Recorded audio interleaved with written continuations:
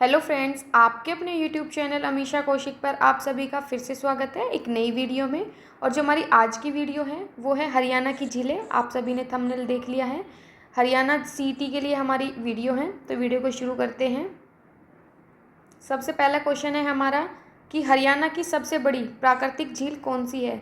मतलब हमारी जो नेचुरल लेक है वो कौन सी है हरियाणा में जो सबसे बड़ी है, तो वो हमारी दमदमा झील है, जो कि हमारी कहाँ पे सिचुएटेड है, गुरुग्राम में। यानी कि जो दमदमा झील देखने को मिलती है वो हमें गुड़गांव में देखने को मिलती है। ठीक है।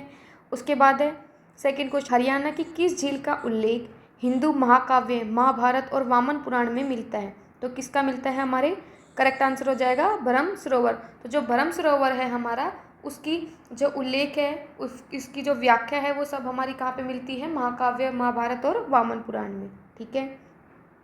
उसके बाद है नेक्स्ट हमारी कोटला झील। कोटला झील हमारी कहाँ पे है, मेवात में, जिसका अब नाम क्या है, नुहू। नुहू भी बोलते हैं हम। तो आपकी कोटला झील नुहू में। ये आपका नहर और नदी का एक क्वेश्चन आ चुका है, इसको हम छोड़ देते हैं अभी। उसके बाद है आपकी, मैंने सारी गुड़गांव में जितनी झीलें वो एक साथ ही लिख दी हैं। तो गुड़गांव में आपकी सबसे पहले अभी दमदमा झील, जो कि आपकी नेचुरल लेक है, अभी मैंने आपको फर्स्ट क्वेश्चन कराया था उसके अंदर। उसके बाद है एक सेकंड है आपकी सुल्तानपुर झील, जो कि आपका सुल्तानपुर पक्षी अभयारण्य है, उसके अंदर ही है, फर्रुखनगर में। एग्जैक्ट लोकेशन पूछेगा तो फर्रुखनगर, अदरवाइज आपकी गुड़गांव में ही है। खलीलपुर झील पूछी जाएगी तो गुड़गांव में। एग्जैक्ट लोकेशन पूछेगा तो आपका सोहाना में है। फोर्थ है आपकी टिकली बॉटम झील, जो कि आपकी गुड़गांव में है, और इसको एक शांत और आरामदायक झील भी बोला जाता है। ठीक है, शांत और आरामदायक आपकी टिकली बॉटम झील है। HSCC के अकॉर्डिंग, जो हमारा हरियाणा स्टाफ सिलेक्शन है उसके अकॉर्डिंग, आपकी टोटल 19 प्रमुख झीलें हैं और कई छोटी झीलें हैं, तो वो 19 झीलें आपकी मानता है टोटल। ठीक है। तो ये आपका गुड़गांव का है। गुड़गांव में आपकी 4 झीलें आती हैं, दमदमा झील, सुल्तानपुर झील, खलीलपुर और टिकली बॉटम झील। ठीक है, आगे चलें। सेकंड है आपका फरीदाबाद। तो जो आपकी फरीदाबाद की झीलें हैं वो सबसे पहले हैं आपकी बड़खल झील। जो बड़खल झील है उसको प्राकृतिक झील भी बोला जाता है, लेकिन अगर आपसे पूछा जाए कि सबसे बड़ी प्राकृतिक झील, तो आपकी दमदमा झील है, जो कि आपकी गुड़गांव में है। तो फरीदाबाद की पहली आपकी बड़खल झील होगी, दूसरा आपका सूरजकुंड झील, तीसरी आपकी छोज, और चौथी आपकी बड़वाड़ी झील। देखिए ये दो आपके लिए इंपॉर्टेंट है, एक तो बड़खल वाली झील, ये सबसे ज़्यादा पूछी जाती है, और एक बड़वाड़ी झील, जिसको खूनी झील के नाम से भी जाना जाता है, या खूनी झील के नाम से भी बोला जाता है। क्वेश्चन जो आपका आया था लास्ट टाइम वो ये पूछा गया था कि हरियाणा की, मतलब हरियाणा की किस झील को खूनी झील बोला जाता है, किस झील को खूनी झील के नाम से जानते हैं, जाना जाता है। तो आपका आंसर क्या हो जाएगा, बड़वाड़ी झील, जो कि आपकी फरीदाबाद के अंदर है। ठीक है। तो ये दो आपके लिए इम्पोर्टेंट है, बड़खल झील और बड़वाड़ी झील। बाकी सूरजकुंड झील आपकी और छोज झील भी फरीदाबाद में है। और आप सभी को पता भी है कि जो सूरजकुंड का मेला है वो भी कहाँ लगता है, आपका फरीदाबाद के अंदर। ठीक है, मेले हो गया, मेला वो भी आपका फरीदाबाद में लगता है, तो उसकी झील भी कहाँ होगी, आपकी फरीदाबाद में। ठीक है, दो हुई है आपकी गुड़गांव और फरीदाबाद। गुड़गांव में दमदमा झील, खलीलपुर झील और सुल्तानपुर झील। ठीक है, ये थी, और आपकी फरीदाबाद की 4 झीलें हैं। आगे चलें। एक इम्पोर्टेंट बात और है बड़खल झील के बारे में, कि जो 1947 में आपकी बाढ़ की समस्या हुई थी और भूमि कटाव जो हुआ था, उसको रोकने के लिए भी आपकी बड़खल झील का ही निर्माण करा गया था। ठीक है। देखिए उसके बाद है आपका नूह, थर्ड। गुड़गांव फरीदाबाद कर लिया, उसके बाद हमारा नूह आता है मेवात, जिसका पहले नाम मेवात था। तो उसके अंदर आपकी सबसे पहले है कोटला झील। तो कोटला झील आपकी इंपॉर्टेंट है, उसके बारे में 2-3 बातें देखिए। सबसे पहले ये आपकी मानव निर्मित झील है।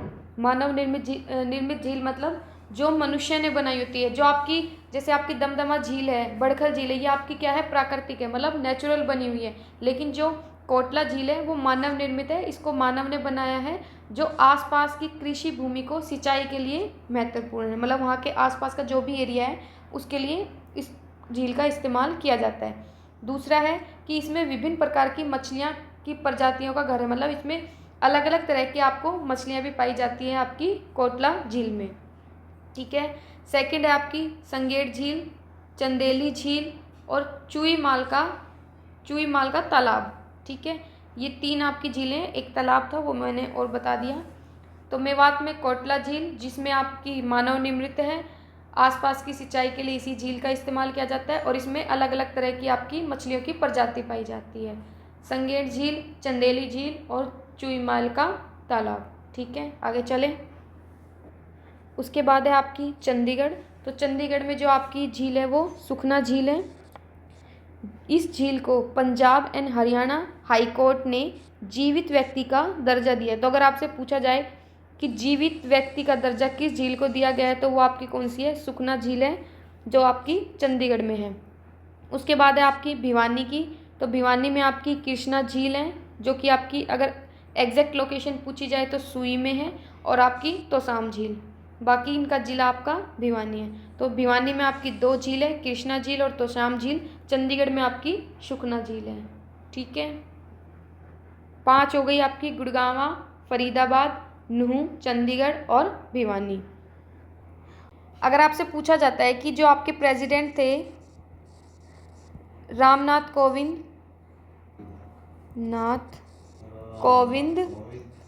जी, तो उनके द्वारा कौन सी आपकी झील का उद्घाटन हुआ था? अगर ये पूछा जाता है आपसे तो उसका करेक्ट आंसर हो जाएगा आपका कृष्णा झील, जो कि आपकी कहाँ पे है? सुई, भिवानी में। ठीक है, ये बताना भूल गई थी मैं पीछे।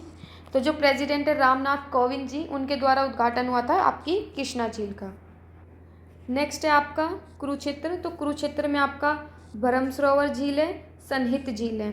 ठीक है, फिर उसके बाद आपका करनाल में आपकी एक ही झील है, जो कि आपकी कर्ण झील है। रोहतक में भी सेम एक ही है आपकी तिलियार झील।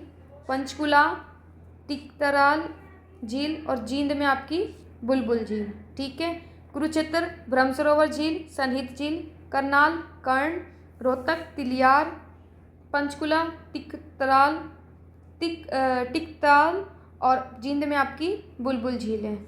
एक और आपकी जो चिल्का झील है, चिल्का झील, ये आपकी है फतेहाबाद में,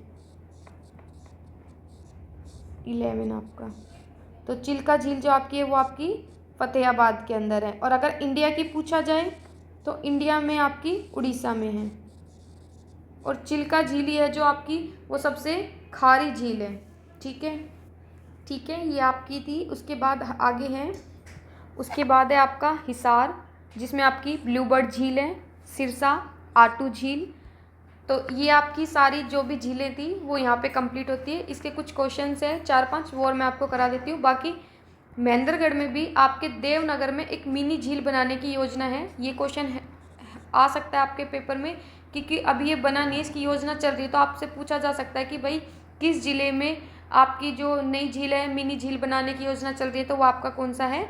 महेंद्रगढ़ जिला है। ठीक है, तो देखिए ये आपका क्वेश्चन है पहला कि सरस्वती की जो 7 नदियों का मिलन स्थल है हरियाणा की, किस झील को कहा जाता है? मतलब जहाँ पे आपकी जो सरस्वती की 7 नदियाँ हैं वो मिलती है, तो उस पॉइंट को, उस झील को किस नाम से जानते हैं? तो उस झील का नाम है आपका सनहित झील। अभी आपको बताया था कि जो सनहित झील है वो कहाँ पे है? आपकी कुरुक्षेत्र में। तो कुरुक्षेत्र में आपकी सनहित झील है, और ये जो झील है इसके ऊपर आपकी 7 जो सरस्वती की नदियाँ हैं वो मिलती है। ठीक है, हरियाणा की वह पवित्र झील कौन सी है जहाँ ब्रह्मा ने पृथ्वी को धारण किया था? तो ब्रह्मा, जितनी भी सारी चीज़ें हुई थी ये सब महाभारत वगैरह कहाँ पे हुई थी? कुरुक्षेत्र में। तो जो आपका इसका आंसर होगा वो भी क्या होगा? कुरुक्षेत्र। तो कुरुक्षेत्र की एक और जो आपकी नदी थी, जो आपकी झील थी वो कौन सी थी? ब्रह्मसरोवर। तो जो ब्रह्मसरोवर है वो आपकी पवित्र झील मानी जाती है, जहाँ पे ब्रह्मा जी ने पृथ्वी को धारण किया था। ठीक है, उसके बाद है हरियाणा की किस झील में स्नान करने से भटकती व दुखी आत्माओं को शांति मिलती है? तो वो भी आपकी सन्निहित झील ही है, जिसमें स्नान करने से जो भी भटकती और दुखी आत्मा है वो आपकी उनको शांति प्रदान होती है। ठीक है, आपकी आज की वीडियो के आपके ये लास्ट क्वेश्चन है, तो कौन सी झील चारों ओर से अरावली पहाड़ियों से घिरी हुई है? तो जो आपकी बड़खल झील है वो आपकी अरावली की पहाड़ियों से घिरी हुई है। और हरियाणा की किस झील पर चिड़ियाघर भी बनाया गया है? तो जो आपकी तिलियार झील है, तिलियार झील, जो कि अभी आपको बताया था कहाँ पे है, रोहतक में स्थित है। तो ये आपकी रोहतक में। तो देखिए चिड़ियाघर से मिलता जुलता ही है चिड़िया तिलियार। तो चिड़िया और तिलियार झील आपकी कहाँ पे है? रोहतक में। आप इस तरह से याद कर सकते हो। तो ये आपकी सारी झीलें थी। आज की वीडियो में इतना ही। और जो आपकी नेक्स्ट वीडियोस जितनी भी आएंगी उन सब में आपके मिक्स क्वेश्चन होने वाले, क्योंकि अब आपके पास टाइम कम है। आज आपकी 3 जुलाई है और मे भी अगस्त के फर्स्ट वीक में आपका एग्ज़ाम हो जाएगा। तो मेरी कोशिश है कि जितने भी इम्पोर्टेंट क्वेश्चंस हैं उन सब के डेली आपको 30 क्वेश्चन लेके आऊँगी वीडियो के अंदर, जितने भी इम्पोर्टेंट होंगे। इससे आपको पता भी चल जाएगा कि जो आपकी रिवीजन है या आपने जो पढ़ा है वो आपको कितना याद है, तो उससे। ठीक है, तो वीडियो में आखिर तक बने रहने के लिए आपका बहुत बहुत धन्यवाद।